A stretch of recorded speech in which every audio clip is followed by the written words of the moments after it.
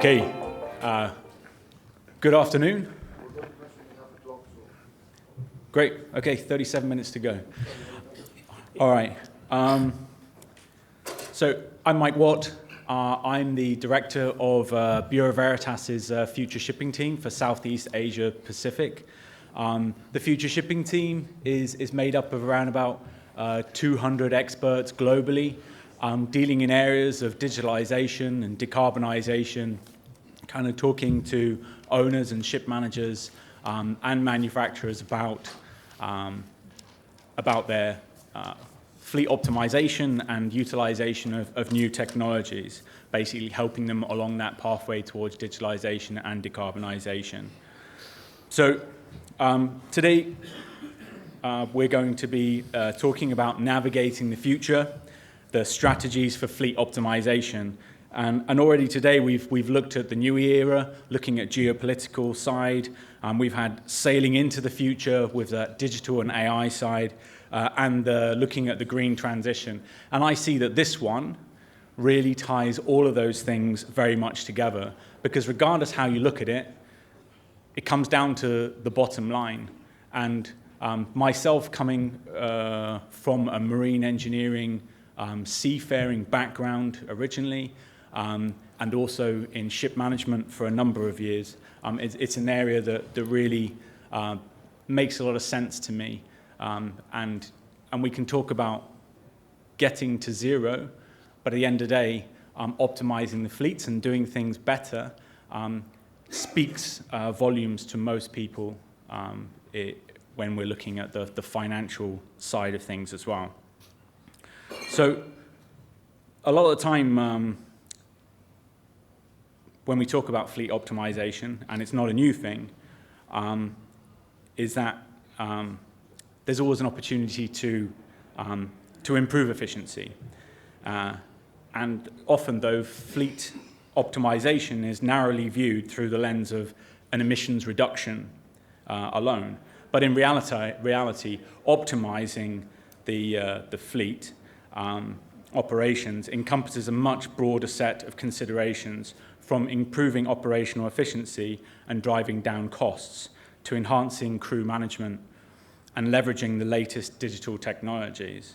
So on our panel today, we have some very well-known industry leaders who are tackling these challenges head-on, and they are pioneering new approaches. They are being awarded for their innovative approaches as well, and they're navigating that future in shipping.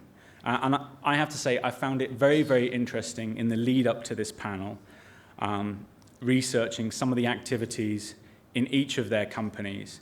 And I'm really looking forward to diving into this discussion and understanding better their strategies that are shaping the path forward. So it's going to be interesting to hear their perspectives on the key priorities that they're focused on when it comes to optimizing their fleets and operations.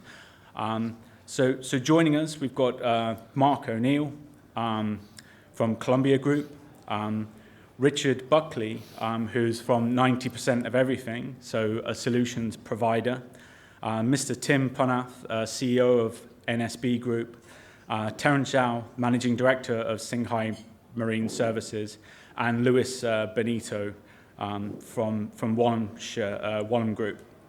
So first of all, I'm going to start with you, Mark, and I want to ask you about whether you can share more about Columbia's approach to fleet optimization, and maybe a little bit about the development of the in-house performance optimization control room, and how it's leveraging those cutting-edge technologies that tie into when we talk about smart ship. First of all, well done, Mike. You're the first person I've ever met who's managed to say performance optimization control room rather than. Look, when we started on this course about 5 years ago, it was our chairman, Captain Choller's idea to try to use technology to make shipping safer for our seafarers and safer for our assets. And then we got into the whole optimization debate and consideration. And we tried to define what is optimization. And we came to the conclusion that optimization was trying to do more for less, and more for less and better, whatever that better might be, whether it's efficiencies talked about by Lawrence or whether it's decarbonization. And so our focus in this whole decarbonization debate has really been on optimization, and that's probably been justified over the last few months and the election of President Trump, where we now have to work out where does this decarbonization debate sit in a world of drill, baby, drill. And at some of the last conferences, we tried to analyze what is the intersection between the notion of drill, baby, drill and decarbonization. It's not alternative fuels, because that doesn't fit with drill, baby, drill. It is probably optimization achieved through the technologies that we have.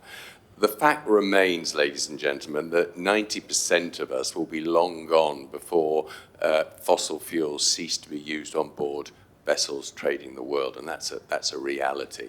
And the challenge is, how do we make that burning of fossil fuels more carbon friendly and sustainable? Because this is not a binary argument. Burning fossil fuels doesn't have to be negative, doesn't have to be a bad thing if it is done in a more carbon-friendly and sustainable way.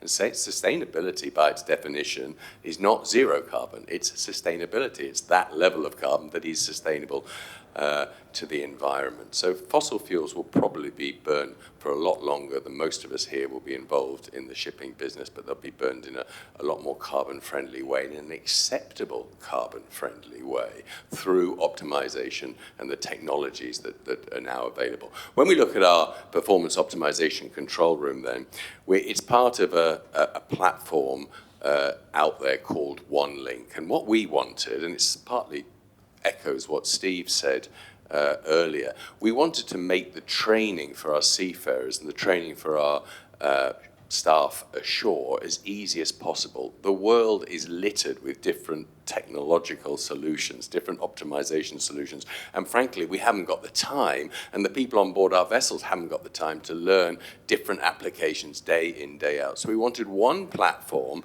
that felt the same, whether you were looking at engine link, how to disassemble an engine virtually, and how to optimize the operation of that engine, preventive maintenance on that engine, so you know when your cylinder liners are about to go before they go, whether you were talking about engine link or whether we're talking about fuel link or emission link or lube link, all of these different apps on this platform that feel and look and are able to be trained in the same way. So that was one of our first requirements.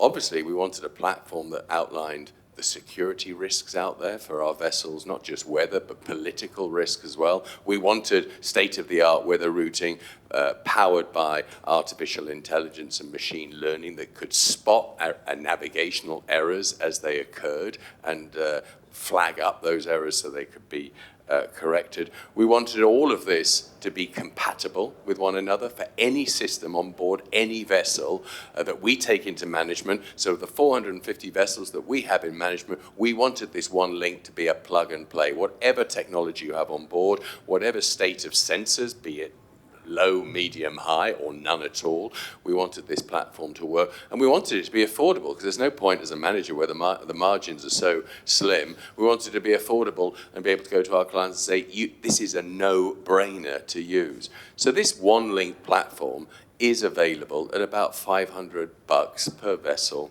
per month.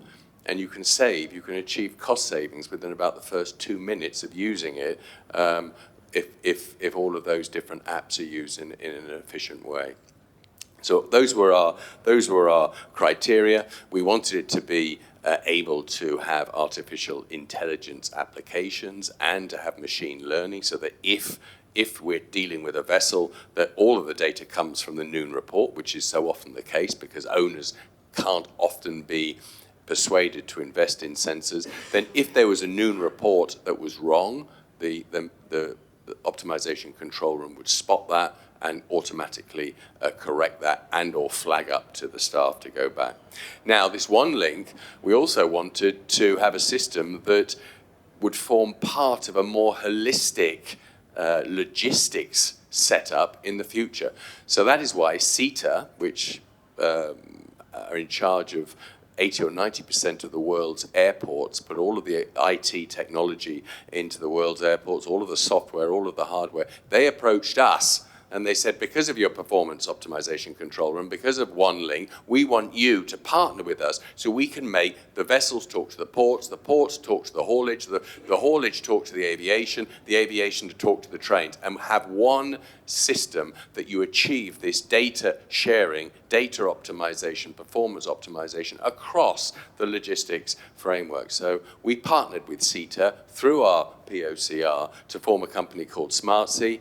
Chris Vedat was on the last panel to bring aviation optimization into the shipping space, because frankly, whether you're dealing with OneLink or you're dealing with the plethora of other systems out there, we're scratching the surface of what is really achievable. When you look at the aviation industry, ignoring Heathrow for the moment over the last few days, but when you look at the aviation industry, they are light years ahead of the shipping sector as to what optimizations are possible, and we want to get them. We want to get them in the next couple of years, and that's where SmartSea is going. That's where OneLink and the POCR is going. Thank you. Thank you, Mark. Yeah, I think off the back of the aviation side there is a lot to come in from aviation, and I remember a few years ago when I was looking at how you were to do maintenance for maritime autonomous surface ships, looking at the way that they do maintenance on airplanes. If you were to integrate that into the maritime world, it would make a lot more sense. So off the back of that, I'd like to come to you, Tim. You are an innovation ambassador, and NSB is also recognized as one of the top 100 innovation companies in Germany. What are some of the innovative solutions that NSB has developed to improve the efficiency, quality, and sustainability of your operations? And also, there was a part I picked up online which ties into what Mark was saying about where you're drawing the inspiration from industries like the automotive and aviation as well.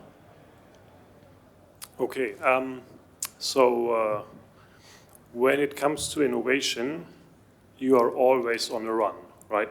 So you're always looking for new opportunities, for new challenges, for new solutions. And sitting here today, I guess if I'm talking about RPA, robotic process automation, you may say this is cold coffee, right? So we have worked on that 2-3 years ago, but this is nothing which I would call innovation by today. So, but what we are currently doing, if it comes to fleet optimization, is not necessarily just looking to the vessel, but we as a service provider are of course looking also to process innovation. And so we have, just as an example, what we are currently developing. For example, you might have invested in a vessel 60 million and you want that we are taking particular care about this. So that means we are looking into adjusting all our processes exactly to your needs. And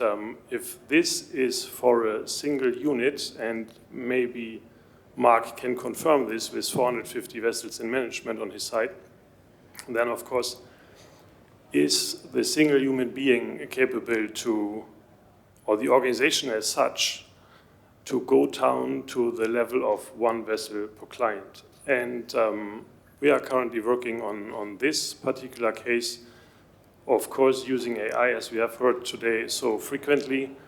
And for example, if it comes to accounting, and even though I'm not an accountant, but this is sometimes driving me nuts. I see that in accounting, sometimes as much as people are sitting like in technical management. So, and I'm just curious about why is this, and I was challenging our head of finance and controlling, and I said, think about moonshot thinking and what needs to be changed if your accountant is now not making 8 vessels per accountant, but 80, so factor 10.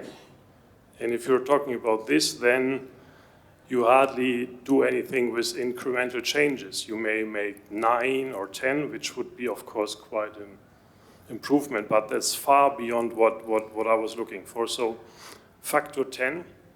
And with the technology available nowadays, we won't have it by summer, maybe not by winter, but there's a big chance with the available technology and AI to go to this direction. And that's exactly what we're heading for. Take just one example. Processing of invoices with PO is not a rocket science, but processing invoices without any reference is possible nowadays as well. So, and this is one example. Another example is that if it comes to procurement, you have, of course, the spot market trading, which is just taking enormous amounts of the capabilities of the purchaser. And with the same technology as we are using for the invoice processing, you just need to adapt it slightly, and then you can use it as well for spot market trading. And why we are doing so? We are not doing so to exchange our employees by AI. No, but we want them to focus more on higher value obligations in our business. So, and talking about innovation and finding always new solutions is why I said you're always on the run, because usually if you're looking in these things, you hardly get them in the market. So we are not developing them ourselves, but we have created a spin-off a few years back with very capable people. So, and they are working on these tasks, but not only for marine, because these things you can use in every industry. And I think that's the nice thing we are in today. So we have the capabilities, we have the technologies, and we can make it happen. So, and after procurement and accounting, there are more steps to come on the technical side as well. So I think this is what this makes all about. And when you're now referring to aviation or to other industries, you mentioned, what was the other one? Automation in aviation. Yeah, so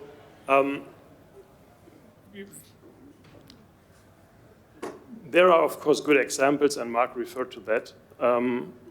When you want to look into what they are doing, you need to leave our ecosystem, right? So what I used to do is, beside being on conferences of the Maritime, I was on a conference 2 weeks ago in Munich. There is no single marine content, but industrial speakers from all around the world, and 2-day conference, and very good content. And looking beyond our own industry, you get, let's say, impulses on what you can do as well, which is standard, as Mark referred to, in aviation. And so there are so many solutions in place which you can adapt to shipping as well. Okay, thank you. And Lewis, another ship manager on the table. I'd be interested to hear your perspective and what you believe the most critical factor is to trigger the effective optimizations of fleets, and why. Thank you, Mike. Good morning, good afternoon, everyone. So mainly, from my point of view, Warren's point of view, and as many friends say in our industry, a ship is only as good as its crew. So we have to consider the people as being the most critical factor to achieve optimization, to reach the level of optimization that is possible through technology these days, through digital technologies. We believe we need to consider the human first and keep the human in the loop. So find ways to integrate human and technology. This is complex. The technologies are, for seafarers, become some additional layer of complexity. So in Warren, we take a double approach to this. First of all, we spend time training our crew, training our people, seafarers, also shore-based, connecting them together. Last year alone, we delivered about 10,000 hours of training on digital tools alone, only to our people, as we implement this on the fleet. So this is very important for them to be able to become users and also understand the technology and the outputs. And then, also very important, we do something to help the technology to help our people. So we look at the digital tools that we implement to perform optimization of several factors, and we embed operational practices, operational know-how, checks and balances into the technology. So basically, our people become more confident because they can understand the technology becomes some kind of a tool, but also a partner in day-to-day. So we want them to be confident with the output. So actually, with the combination of good training and helping technology to help our people, we empower people to make decisions.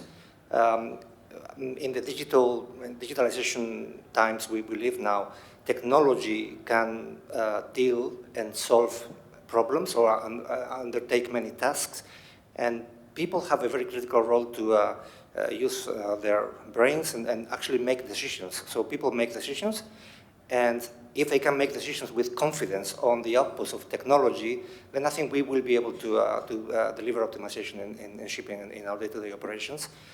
Always considering that it's a multi-factor exercise, and the first factor that we also have to consider, and we ask always to be considered, and it is considered, is safety. So safety of people, safety of the ship, safety of the operation as one of the parameters that come into play with the equation of optimization. So basically, it's about finding ways to keep the human in the loop with technology, integrate the innovation within operational practices, and empower people to be confident and use technology for the advantage of safety and then also our clients and the industry as a whole. So integration innovation, I think, is the subject we need to spend more time thinking on so we can take advantage of today's technologies. Great, and thanks for bringing in that human element as part of the optimization. And on that note, I'd like to turn to Terence. Previously, we heard from Stephen Cotton, and he talked about upskilling the seafarers. And I want to ask you, Terence, particularly in that area of manning and training, what are some of the key trends and challenges that you're seeing in crew management and development of skills for the vessels with these future technologies? Okay, thank you, Mike. Simply speaking, the biggest trends in our maritime industry, technology and talent gaps and training. First, technology. Ships are getting smarter. AI, navigation, green fuels, and digital tools are becoming standard. So, but crews trained even 5 years ago might not be ready. Just for example, a chief engineer today may need to understand AI diagnostics, of course, alongside with traditional machinery. Second, talent gaps. Younger seafarers, they want tech-savvy career, not just hard labor at sea. So we can see at the same time, those experienced seafarers are retiring. So taking decades of knowledge with them. Third, training. So STW and industry standard keep changing. So crew needs continuous learning, not just only a certificate. So I think we are a seafarers mining company. we actually we are taking this by expanding our training centers. Currently, we have one in China. We are going to expand with two more. One is in Shanghai, another is in Shenzhen. So we also try to develop the new courses for the officers and ratings, trying to covering almost everything, from green shipping to safety to digital safety. So because what we can see, the future fleet definitely needs a future-ready crews. Thank you. Thank you. And just a follow-up question to that: those courses that you're doing. Okay. Are you actually? Do you have a course specifically on artificial intelligence or Gen AI and utilization of that? Yeah. Okay, so we are trying to optimizing separate supply and training in 3 ways. Number one, we need to do more training and provide our separate with better skills. Our new centers in Shanghai and Shenzhen, actually we are doing a lot, try to offer cutting-edge programs. Just for example, the simulators of LNG handling, cyber security drills, and also updates on the revised STCW rules. Number two, we actually established a new maritime technology company. We built a digital platform serving about 200,000 Chinese ocean-going seafarers. As you may know, of course, Philippines still ranked the #1 seafarers supplying country in the world. Of course, just a different confirmation about India, but China, actually, we have a big number of seafarers. We contribute about 15% of world supply. So in China, actually, it's very important. We need to work together with our partners, especially the government. So last year, we had made a deal with Hainan province, which is island, the second biggest island in China, which will be developed as a free trade port. So we have signed MOU with the government to launch a maritime college, try to have a new batch of new generation, make sure they are ready from day one for these new technologies. Of course, at Xinghai, we are not only supplying Chinese, we have our subsidiaries in Indonesia and Myanmar. Hopefully, one day, we will copy our platform in these two countries to service the seafarers in these two countries. Okay, the last one, we are talking about global standards, local talents. We are not just only doing training. We are trying to reshape a seafarer's career. Just for example, we have programs, help our ratings climb the ladder towards officers' roles. Of course, they need to do a lot of learning and master the new tech. So, in short, we see better training, smarter tech, and stronger support. I think here we are trying to do something, try to helping the industry to navigate the future. Thank you, Mike. Thank you, Terence.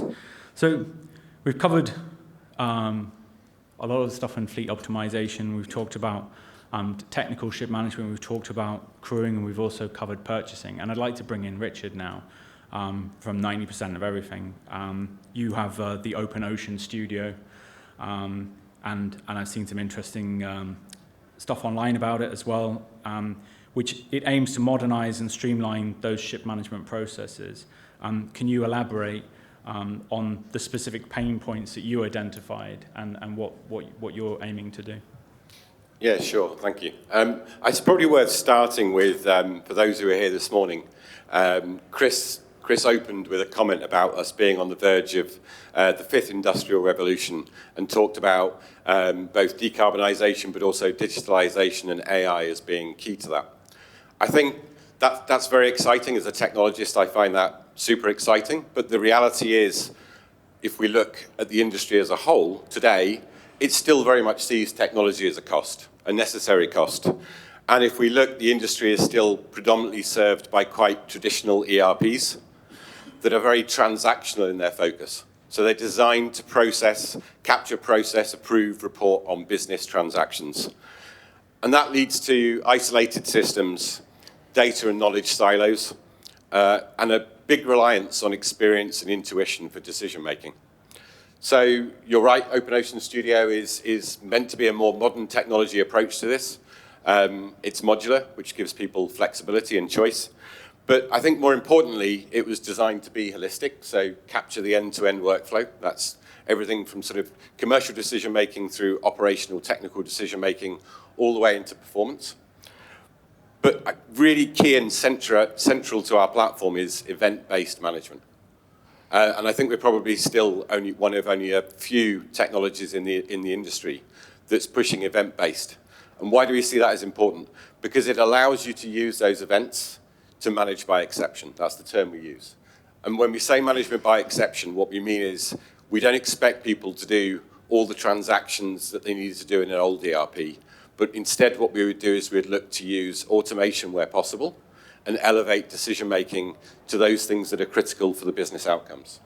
So the big area we're really focusing on here is how do we pave the way for AI, and how do we start bringing in more automation for the overall optimization end-to-end? And that optimization could be anything from optimizing a port call and crew changes, through to optimizing a voyage and weather routing, through to optimizing when you choose to load spares and stores for future work.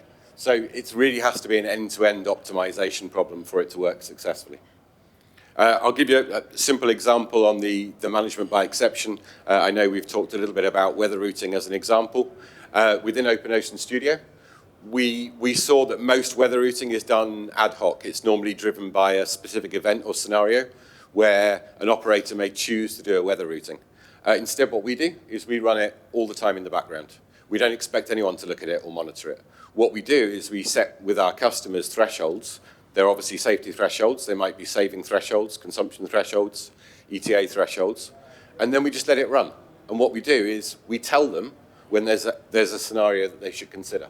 So when there's an optimization available, we bring them back into the loop to make a human-based decision. And that for me, that augmentation of human expertise and experience with modern digital systems is really key to where you can get true optimization. And how are you seeing ship managers and owners respond to this shift away from legacy systems to more integrated, data-supported approaches to the fleet operations? I guess my honest answer would be perhaps politely cautious and gradual. The reality is the focus today is still very much rooted in what they do today. Just as an example, we compete against, I think you mentioned, many technology platforms in the market today. And we'll often receive a 600 or 800 line RFP. That RFP is a description of what they do today. And they're looking to make sure they can tick off that it meets the needs of their existing systems and their existing processes. I would say we're at the point of inflection with modern technology where there's an opportunity to broaden that perspective. Yes, there's a need to digitize and to automate, but I think we also need to look at what technology can bring, and I would say that it's still early days. If I can use an analogy, if we were looking for a new mobile phone in 2007, I'm sure I'm not alone in the room, my benchmark would have been the BlackBerry. I would have gone for the absolute necessary features being a keyboard and a trackpad. That's the way we're approaching still, I believe, technology in maritime. No one would have said they would have given up those two to have a screen that had no keypad, no trackpad. But the reality is, a few took a risk on that. That launched the smartphone era. that launched the model where we now all rely on apps to do almost everything across our daily lives from a device that could never have been achieved from the BlackBerry. So for me, there's this big shift coming, and I think we need to take a little bit of a risk. We need to be more open to rethinking how we do things. I would say it's not without risk, but I would say the risk is limited. The reality is Maritime is not using bleeding edge technology. We're using technologies, and Mark mentioned it earlier, that has been used in other industries. So I think we need to be taking a bit more of a risk and rethinking how we use technology in our industry to truly be more optimal. Great, thanks. And we've got like 2.5 minutes to close up the session, so I'm going to end with a general question, but feel free to chime in on it. With this fleet optimization, which is happening across the industry, and with that range of technology solutions and stakeholders which are adopting those new ways of working and delivering improvements to shipping, in each of yours view, what could be the next to focus on achieving? Maybe start with Lewis. The next, in my view, the industry is digitizing. Companies are adopting. I think shipping is really adopting technologies. Technology is getting more mature. I think first we need to integrate these technologies within our people, in our companies. It's happening. We have many use cases. It's a reality. And soon we need to, as previous speaker mentioned, we need to move into the value chain and then integrate more stakeholders in working in this way. We may have some platforms to help this. We need agreements. But I think that will be the next level. But obviously, companies need to adopt the optimization now, keep the human engaged, and then move into discussing with more stakeholders within the value chain. Integrating innovation beyond single company and into the value chain. I think that could be the next step. Okay, thanks. Is there anybody else have anything to add on? Yeah, if I could just say, I think we have to learn and appreciate as well that there's no one size fits all. And I think touching on what Tim said, we've certainly, never mind how many vessels one manages, one has to treat each vessel and each crew as the client and tailor the services to that particular vessel and that particular client. So, ship management, optimization, digitalization is not a commoditized product. No service should be a commoditized product. If you want to do well in it, you have to tailor it to the specific needs. So too the digitalization, optimization tools. And I think it's a truism that it's not necessary to digitalize and optimize everything. I mean, if it's not necessary to optimize, not everything we're doing is wrong or can be done better or should be done better.